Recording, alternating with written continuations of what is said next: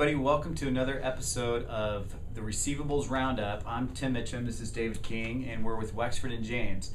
And in this episode, what we want to talk about is pre-collect services. We get this question a lot about what really is involved with the pre-collect type of service. So with that, we're just going to answer some of the questions that we get, and hopefully that'll add value to you guys. So Dave, why don't you tell us in general what really is, when people say pre-collect, what does that mean?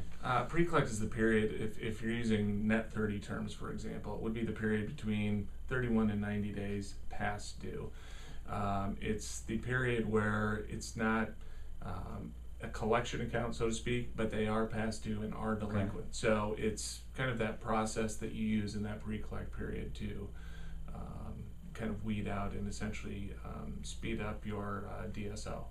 Okay, so a lot of times we work with companies that don't have a concrete process in place. It's kind of random. And what we try to always tell them is that if you get that in place, there's a lot of benefits from that. And why don't you just tell us maybe some of the benefits that there are, whether or not you use a pre-collect, you outsource it, or you have one established inside, just having that solidified as a serious part of your business process.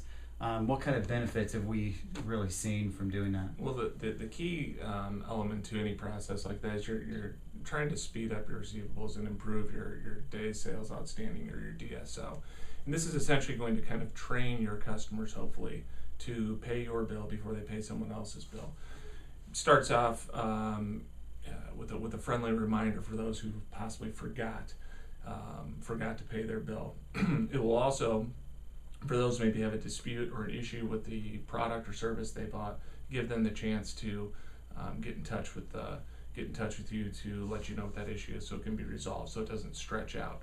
As the letters go on through that 45-day period, approximately, they will increase in seriousness of the letter until they ultimately lead to full collection. So another benefit is also weeds out those customers too, because if they don't respond from this pre-collect processes, whether they're internal or through a third party, it will indicate definitely which ones need to be in collections. So it kind of gets those people that may have just forgot to speed them up. Yep. Help find the people that maybe had like a dispute or an issue that's resolvable, so you get that taken care of quick.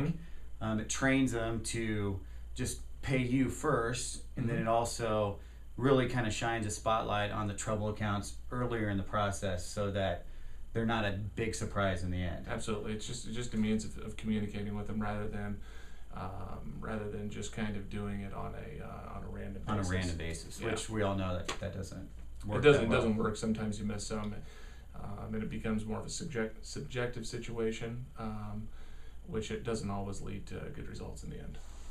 Okay, so another question we get: so why doesn't every company have this process in place?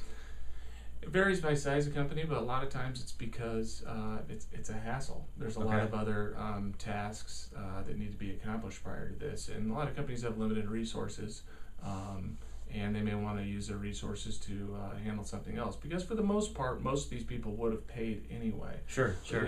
You have to keep in mind that not only are you trying to prevent them from being a collection account, you're trying to speed up your DSO, because that can improve the company's bottom line. Yeah, that makes sense. And when you said earlier, kind of just train your customer to pay you first. Who doesn't want that? Absolutely. So I hope you got some value out of that. If you guys have any interest in talking about us looking at how you're doing it, or if you want to outsource maybe some pre-collect services, or simply just get our opinion or advice on what you're currently doing, we'd love to do that for you. You can just go ahead and reach us with the contact information, and or go to wexfordandjames.com. So we'll see you in another episode.